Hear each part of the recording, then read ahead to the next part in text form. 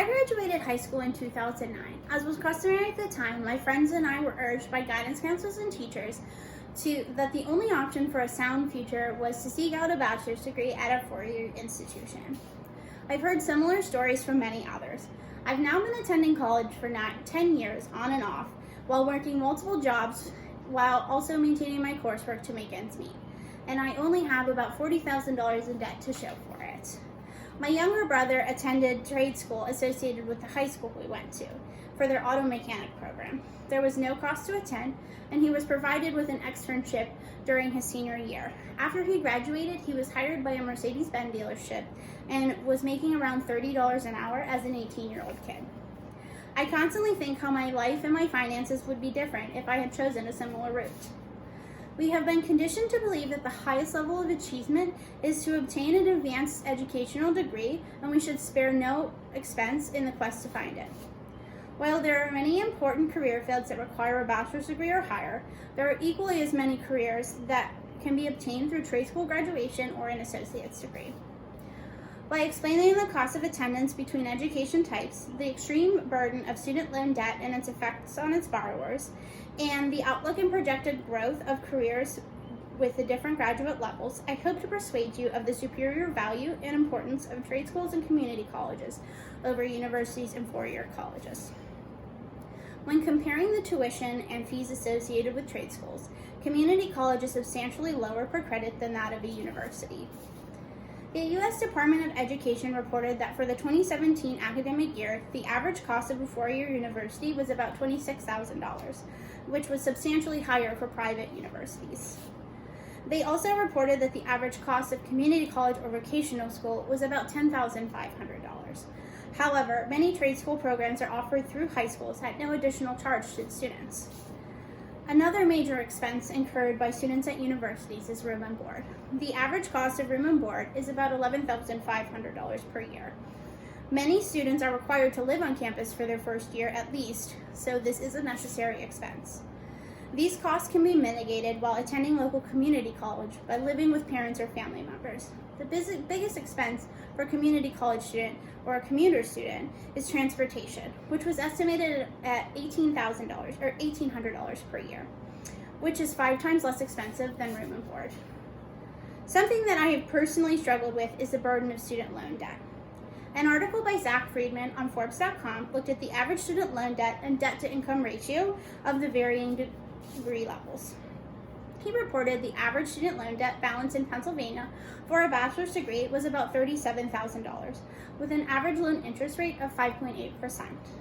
This would cause these loans to accrue about $2,000 per year in interest.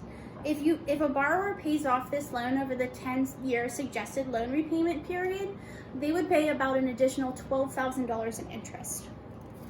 The average student loan payment for this balance is about $408 per month, which will account for about 8.2% of the average monthly income of someone working with a bachelor's degree.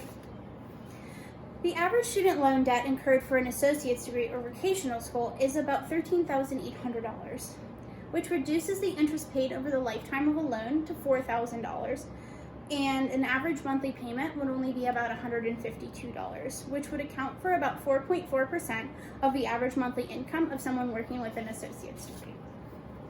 Some students with high loan balances may be unable to make their minimum monthly payments.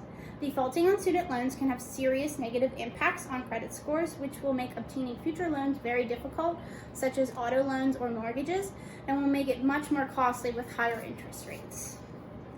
The career outlook for trades and associate level positions have been growing rapidly as well. Especially during the COVID crisis, many of the essential medical workers you see are graduates from community college programs. The Bureau of Labor Statistics reported for 2020 the fastest growing career fields were construction, personal care, and healthcare services. Many of these fields are staffed by trade school and community college graduates. This same report states the employment growth projected of varying degree levels. Associate's degrees were projected to grow at 17.6% in the workforce, and trade schools at about 15.6% growth, both of which are higher than the expected growth of bachelor's degrees at only 12.1% of the workforce. There are some degrees that do require advanced technical schooling, such as doctors in engineering.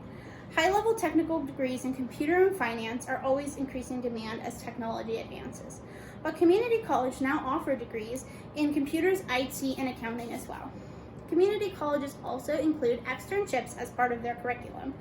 This experience may give their graduates an advantage while job searching because many universities do not provide the same hands-on experience to their graduates, or they expect their graduates to seek out internships that they must apply for and obtain on their own and manage on top of their coursework.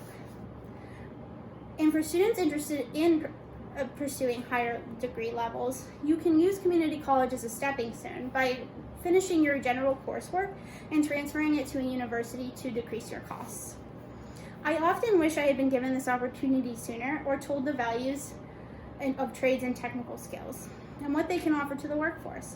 I hope by explaining the high cost of a 4-year university, explaining how the student loan debt crisis affects borrowers, and sharing the projected growth rates of those requiring associate's degrees and technical degrees versus bachelor's degrees, you will be persuaded the exceptional value community colleges and trade schools offer to their students. I will be graduating from the Surgical Technology program at CCAC at the end of this semester. I had 3 job offers before graduating, and 2 of which came from my clinical experience sites. This career was not something I even knew existed until I began researching careers available to associate's degree level. So I urge you to speak to your children and younger family members about their options for education and express the importance of trade skills and technical skills when considering future careers. Help high school students in your life to research possible careers instead of colleges when trying to make decisions about their future. And also, if you are a person who works in a skilled trade or with an associate's degree, speak up about your profession and its benefits.